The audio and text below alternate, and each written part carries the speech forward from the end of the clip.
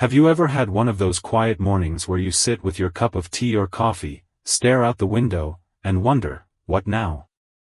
Maybe the kids are grown, your career is behind you, and the routines that once gave your days meaning have faded away.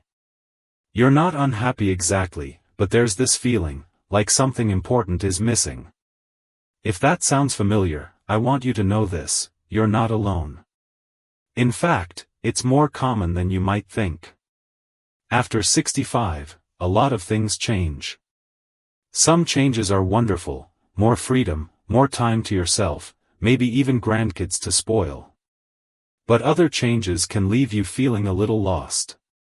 Without the same daily responsibilities, the structure that used to give your life shape can quietly slip away. And what takes its place? That's the big question, isn't it? Today, I want to gently invite you into a conversation, a very personal one, about purpose. About waking up and actually feeling excited for the day ahead. Not just passing time, but truly living. And yes, that is still absolutely possible, no matter your age. The heart doesn't retire. Your dreams, your need to contribute, to feel seen, heard, and useful, none of that disappears. It just gets buried sometimes, under years of caregiving, work stress, and life's constant demands. But the beautiful thing is, it can all be rediscovered. You can reconnect with what truly lights you up, and it all starts with 4 simple but powerful questions. In today's video, we're going to explore those questions together. I promise, this isn't about complicated psychology or unrealistic ideas. These are simple reflections you can do quietly, even in the comfort of your favorite chair. But don't be fooled by their simplicity, they can change everything. So, stay with me, and let's walk through this together. And if you love gentle, thoughtful content like this, about living well, finding peace, and staying emotionally healthy as we age, please give this video a like, share it with a friend, and subscribe to the channel. I'm on my journey to reach 1,000 followers so I can keep bringing you more meaningful conversations like this one. Alright, let's begin with the first question. It's one that might surprise you. Ready? Ask yourself this: what made me feel alive when I was younger, and when did I stop doing it? It's funny how the things that once filled us with joy, painting, writing, gardening, dancing, helping others, can slowly slip away over the years. Life gets busy. Responsibilities pile up. Sometimes we let go of our passions because they don't seem practical anymore. Or maybe someone made us feel like they weren't important. But now, you have time. And you have wisdom, so much wisdom. What used to spark joy in your younger self might just be the path back to feeling alive today. One woman I spoke with, her name is Anita, she was a teacher for 35 years. Loved working with children. But after retirement, she told me she started feeling invisible, like no one needed her anymore. Until one day, she began volunteering to read books at the local library's story hour. Just once a week. And do you know what happened? That spark came back. The purpose. The feeling that she was making someone's day better. That tiny act, rooted in something she used to love, made all the difference. So think about it. When you were 10, 20, 40, what made you feel like yourself? Was it music? Was it long walks in nature? Was it helping people solve problems? Was it creating something with your hands? And then, ask yourself gently, why did I stop? There's no guilt here. Just curiosity. You're not too old to return to the things that made you feel like you. In fact, now might be the perfect time to rediscover them, without the pressure of doing them perfectly or for money or recognition. Just for the joy of it. Take a moment today. Close your eyes. Picture a time when you felt completely alive. What were you doing? Who were you with? What were you wearing, even? Bring the image to life. Then ask, could I bring just a little bit of that back? Now, the second question is just as powerful: who needs me now? It's easy to believe that once we retire or once the kids grow up, our usefulness somehow disappears. But that's just not true. You still have gifts. You still have wisdom. And there is someone out there, probably more than one someone, who could really benefit from what you have to offer. Sometimes, purpose comes not from a big reinvention, but from a small act of showing up for someone else. Maybe there's a neighbor who's lonely. Or a young person who needs a little encouragement. Maybe there's a shelter or a school or a local group that would light up at the chance to hear your story, your experience, your perspective. A gentleman I once knew, his name was Harold, used to work as a mechanic. After he retired, he spent months just sitting at home, unsure what to do. Until one day, his grandson asked him how engines work. That one question turned into a weekend project. Then another. Eventually, Harold started hosting Saturday tinker sessions in his garage for neighborhood kids. No big production, just tools and stories and laughter. He told me later that those Saturdays were the highlight of his week. That he felt useful again. Needed. Isn't that beautiful? Purpose often lives in relationships. In being seen and seeing others.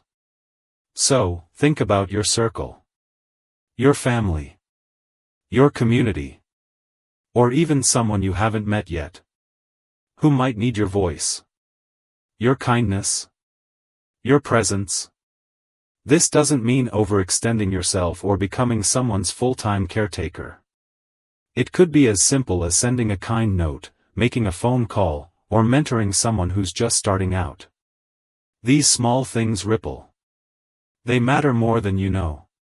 When you wake up and you know that someone out there is glad you exist, because of something only you can give, that's purpose. And it's available to you right now. Now that we've explored those first two questions, what made you feel alive, and who needs you now, let's keep this beautiful momentum going.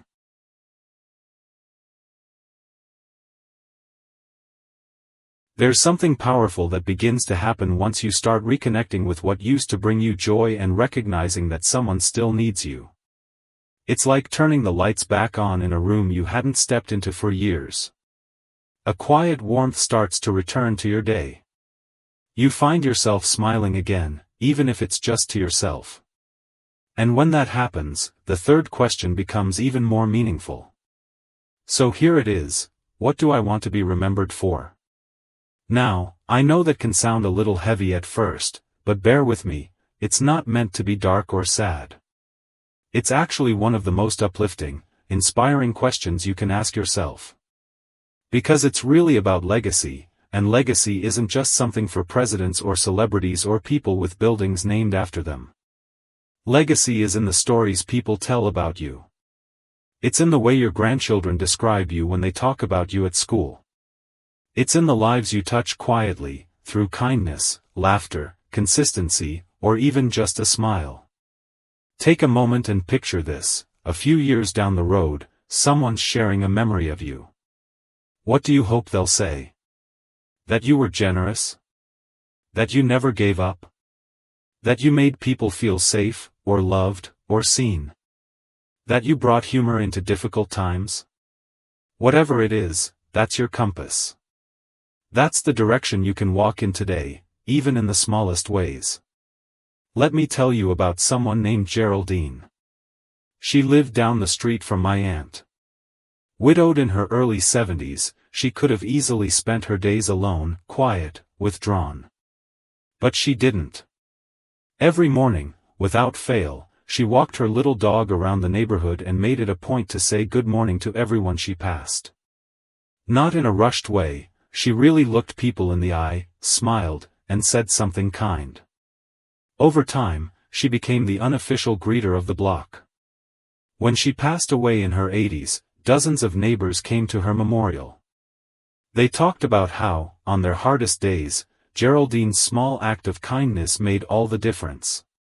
That was her legacy. Simple. Beautiful. Human. You don't need a grand plan to leave behind something meaningful. You just need to decide what kind of person you want to be, starting now.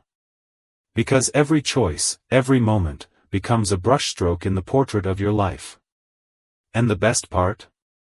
You're still holding the brush. So ask yourself, what really matters to me?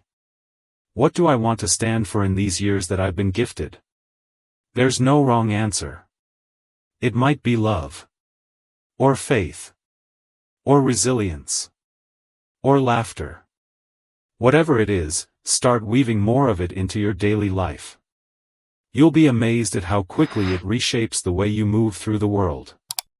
Now, let's take a breath here, because the fourth and final question might just be the most important of all. It's this: what kind of life feels meaningful to me, right now, in this season? You see, meaning doesn't have to come from big achievements or following someone else's version of success. At this stage of life, meaning can look very different, and that's a beautiful thing. It might be found in a slower pace, in deeper conversations, in simple joys like feeding the birds or tending to a garden. It might be found in healing old wounds or finally letting go of things that no longer serve you. It might even be found in learning something new, not to impress anyone, but just because you're curious and alive. Sometimes people feel pressure to keep up with others, even in retirement. Oh, she's taking classes, he's traveling, they're so busy. But maybe for you, meaning looks like quiet mornings, journaling, or sitting with a friend and really listening. That's not small. That's sacred. A man I once met in a community center used to be a high-level executive.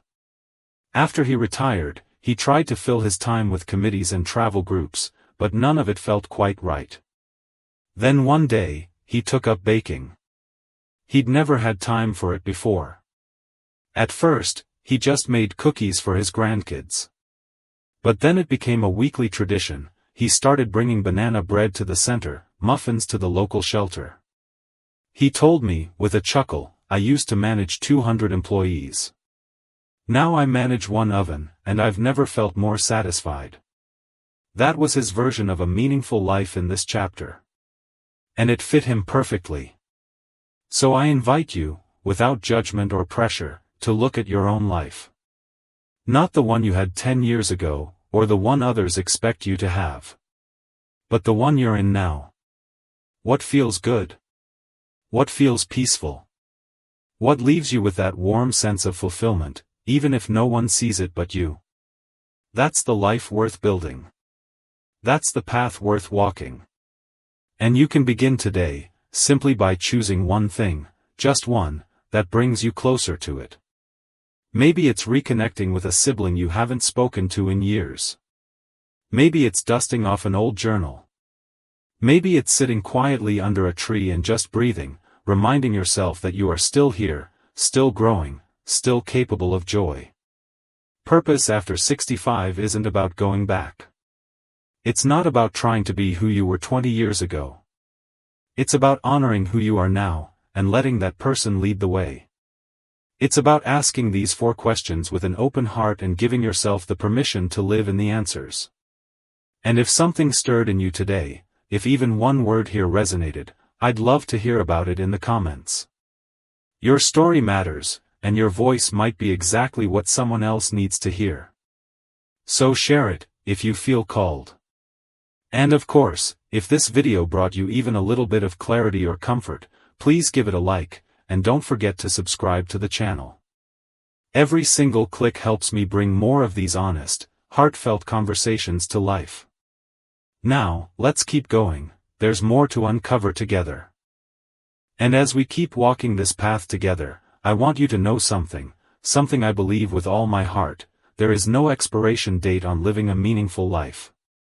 I don't care what your age is, what your past looks like, or how many times you've had to start over. If you're breathing, you still have something to give. And more than that, you still have something to experience, something to feel, something to discover that's just for you. Sometimes we think purpose has to be this huge, dramatic thing. But most of the time, it's quiet. It's ordinary. It lives in the small routines of your day, in the choices you make when no one's watching, in the way you speak to yourself when you look in the mirror. And if you're feeling unsure of your purpose, or even wondering if you still have one, let me gently remind you, you do. You always have. You just may have lost sight of it while tending to everyone else for so long. That's not your fault. It's easy to get caught up in survival, in roles, in responsibilities. Maybe you were raising children, building a career, taking care of aging parents, helping friends. Maybe you were always the reliable one, the one others leaned on. And now, with all that slowing down, it can feel like, what now? But what now isn't a dead end. It's an open field. And now, you get to walk through it at your own pace.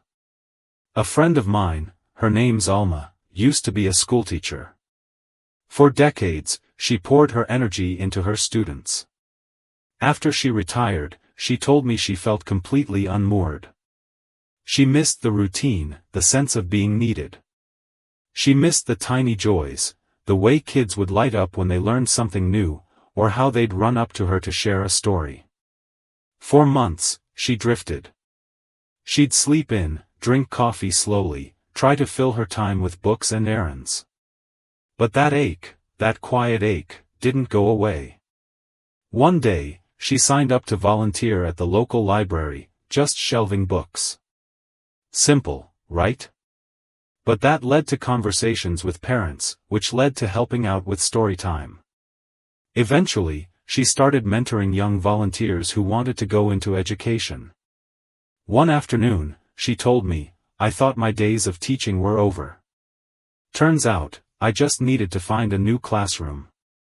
She found a different way to carry the same flame. That's what purpose often looks like. It doesn't leave you, it just changes shape. So if you've been wondering what's next, I want you to go back to those 4 questions we explored. Not all at once. You don't need to figure it all out today. But sit with them. Maybe write them down. Talk about them with someone you trust. Or just think about them when you're on a walk or washing the dishes.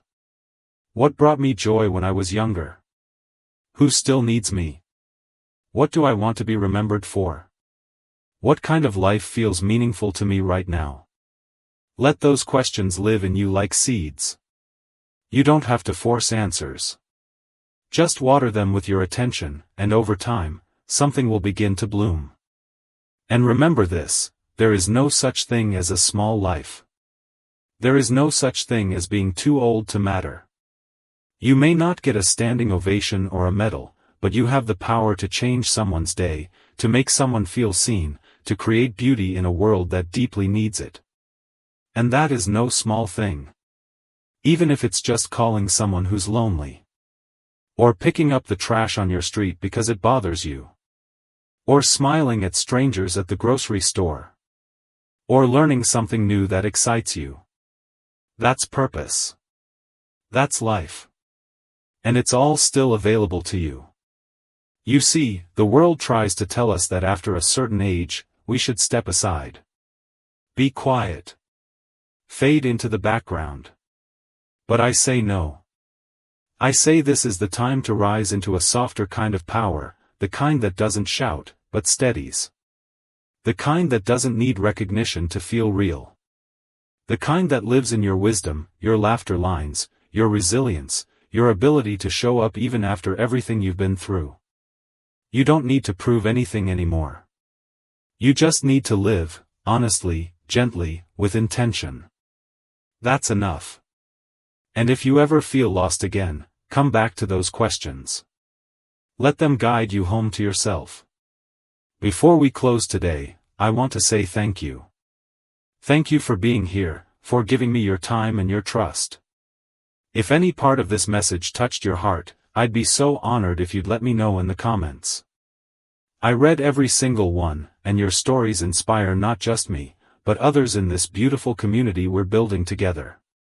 And if you haven't already, please like this video. It really helps more people find this kind of uplifting, thoughtful content.